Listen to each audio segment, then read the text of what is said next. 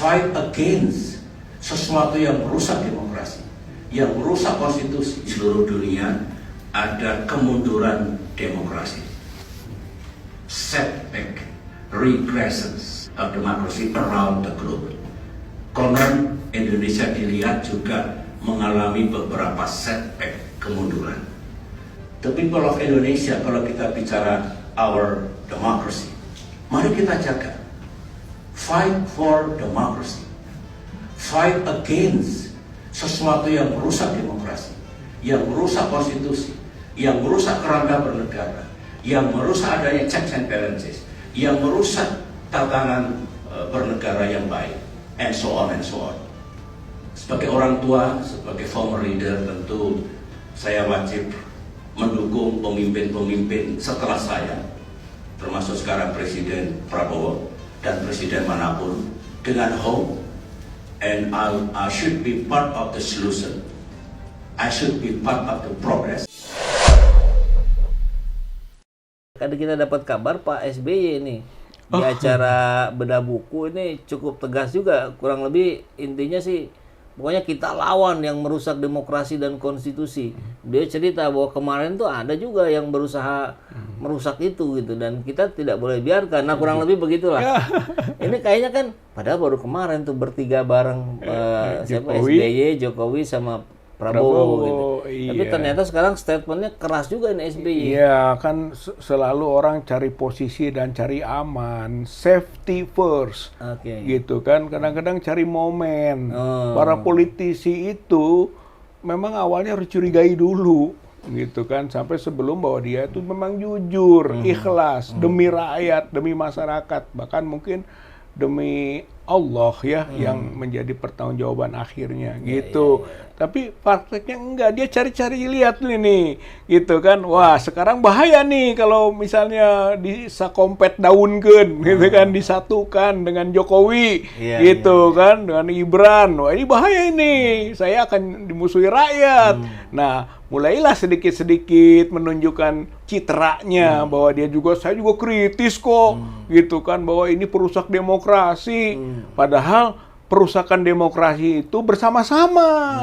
Itu adanya koalisi partai-partai, termasuk di dalamnya ada SBY, gitu kan, bersama dengan Jokowinya, bersama dengan Prabowo, bersama dengan yang lain-lain, itu perusak demokrasi. Belum gabung-gabung dengan konglomerat, gitu kan, yang akhirnya menjadi kekuatan oligarki. Jadi SBY itu oligarki, gitu, sama dengan Aguan, Tommy Winata, gitu kan, termasuk Prabowo dan Jokowi itu oligarki. Gitu. Apalagi kalau terkait ucapan SBY tadi, yang pastinya kan terkait juga dengan kepentingan AHY 2029.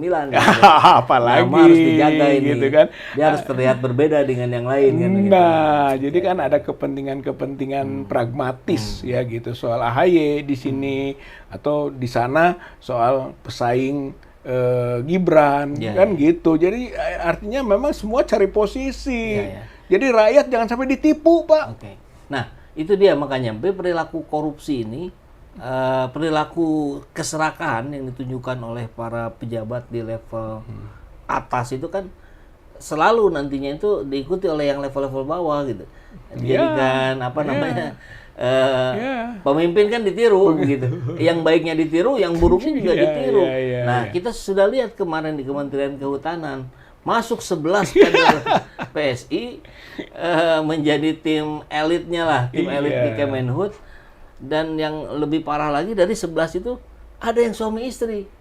Nah, ini kan kalau tadi dalam konteks keserakahan ataukah ya ini mah aji mumpung aja lah gitu. Bener, Pak. Jadi memang korupsi, kolusi, nepotisme itu satu paket.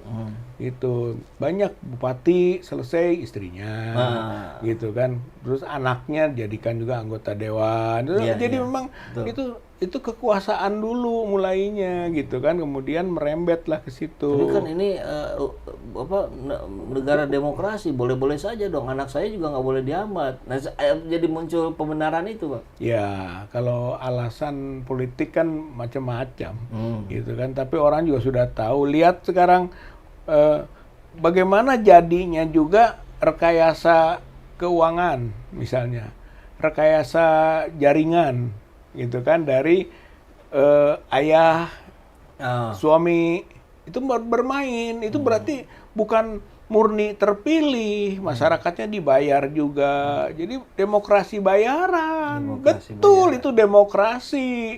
Dia dipilih, tapi dipilih karena dibayar atau dengan jaringan-jaringan yang telah dimiliki oleh si penguasa atau ayah sebelumnya. Itu jadi kita ini demokrasinya kuasi semu gitu satu, atau memang juga sebetulnya demokrasi hanya sebutan, tapi faktanya ya oligarki.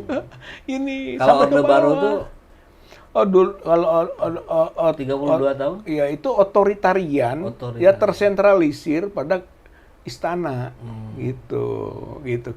Bahkan si pengusaha gitu kan tidak berpolitik, tidak bisa ikut campur di bawah kendali Soeharto gitu ya, kan, dan keluarganya. Makanya kuat sekali soal nepotisme waktu itu gitu kan, keluarga lah maksudnya gitu kan, otoriternya bukan oligarki gitu. Kalau oligarki itu oligoi, kelompok kecil, makanya nggak hebat-hebat amat Jokowi, tapi kok bisa kuat karena oligarki, karena dia bisa bergabung dengan 9 naga, bagian dari gitu oligarki. kan, bagian oligarki bisnis dan oligarki politik gitu. Berkait tuh dia bisa dengan partai-partai politik juga dengan kekuatan bisnis, satu dengan yang lain ngait, jadilah oligoi, jadilah oligarki. Justru itu perusak demokrasi. Nah, kalau misalnya tadi sebut kata Pak SBY, itu kan perusak demokrasi, termasuk dirinya sendiri, termasuk partainya sendiri, gitu kan. Jadi nggak bisa itu, harus melihatnya sistemik, Pak, nggak bisa parsial. Ada usulan dari Pak Jokowi, Pak, terkait hal itu. Makanya kita bikin partai super terbuka katanya, super TBK. Jadi artinya tidak dimiliki kan. Oke, secara selintas sih kita melihat itu yang disinggung Jokowi ini ya hampir seluruh partai, orang yang dikendalikan hanya 1-2 orang gitu. PDIP hanya Megawati gitu kan, Gerindra hanya Prabowo, Demokrat hanya SBY. Cuman ini kan ironi kan, kalimat ini kok muncul dari Jokowi gitu. Ya itu bahasa komunis, Pak. Menurut saya komunis itu komunal. Gitu kan, seperti nggak ada sekat gitu kan, ayo terbuka rame-rame gitu kan, walaupun nanti prakteknya nggak bisa, tapi bahasa itu bahasa komunis. Kan Jokowi juga disinyalir banyak lah yang menyebut-nyebut gitu, karena cara berpikirnya, cara pandangnya, cara kerjasamanya gitu kan, itu nggak bisa dilepaskan dari bau-bau itu gitu kan, sehingga nggak menganggap itu wah demokratis nih, kok bisa bikin partai yang terbuka gitu ya. Nah itu wadul itu, apalagi sudah biasa ngawadul, sudah biasa berbohong dia mah gitu kan, terbuka tapi hakikatnya dia sendiri yang nutup nantinya, Pak. Kan dilanjutkan kalimatnya Pak Rizal bahwa ide saya ini ternyata sudah diambil sama PSI katanya. Ini PSI sebelah mananya terbukanya gitu kan. Kita tahu bagaimana pendirian PSI dari masuk dari Golkar keluar bikin, kita tahu orangnya siapa, tinggal di mana. Jadi framing yang tampak banyak nggak masuk akal nih, kok maksud saya kok kita dianggap sebodoh gitu ya sama Jokowi dan yang lain. Cuma jadi rakyat ini dianggap tidak tahu apa-apa. Jadi mereka yang punya kekuasaan itu yang menjadi penentu dan punya segala-galanya, termasuk kepandaiannya dan sebagainya. Ya, PSI ini kan doktrin dari awal kan Jokowiisme. Ya, gitu, Jokowiisme. Memang dia bilang sudah diambil oleh PSI. Justru dia sendiri dengan PSI memfigurkan diri kok gitu, bahkan jadi isme. Apa bedanya dengan Leninisme? Apa bedanya dengan Marxisme? Stalinisme gitu Pak. Menurut saya mah pengkultusan pada seseorang itu gambaran komunisme. Gitu. Jadi banyak gitu kan bacaan kita mengenai fenomena itu. Kalau menurut saya bahkan kultus individu itulah yang terjadi hari ini kan di kita. Iya, kalau hidup Jokowi itu kultus individu itu gitu kan.